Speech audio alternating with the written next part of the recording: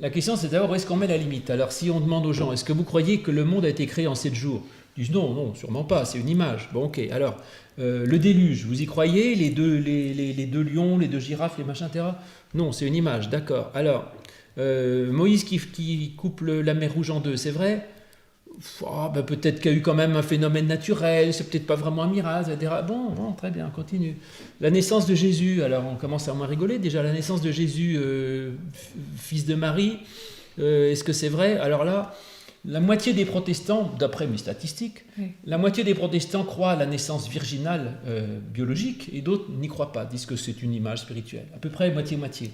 Quand je demande aux vieux, chez mon groupe de vieux, qui m'écoutent, bonjour les vieux, c'est 95% qui y croient et 5% qui n'y croient pas. Quand je demande à mes catéchumènes, c'est le contraire. Sur 20 catéchumènes, il y en a un qui dit « moi j'y crois », puis les autres ils disent « bon, non, moi non ».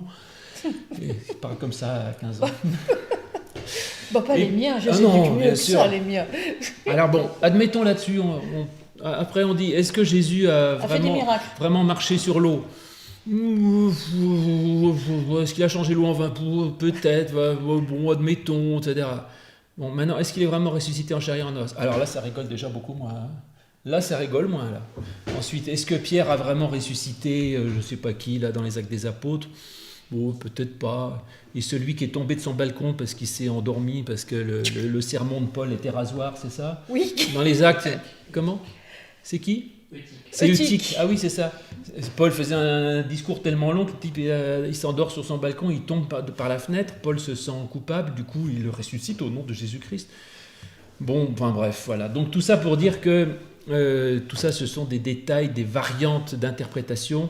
Et la confession de foi fondamentale, c'est ça, je crois en Dieu par Jésus-Christ. Tu crois en Dieu par Jésus-Christ? Eh bien, tu es mon frère et ma sœur, et c'est tout. Le reste, on peut en discuter jusqu'à la fin des temps. Dieu nous expliquera quand on le rencontrera, et il nous dira, et il vous dira que j'avais raison. Bah oui, mais moi, j'ai avoir tort, alors. Ça m'embête, ça. Bon.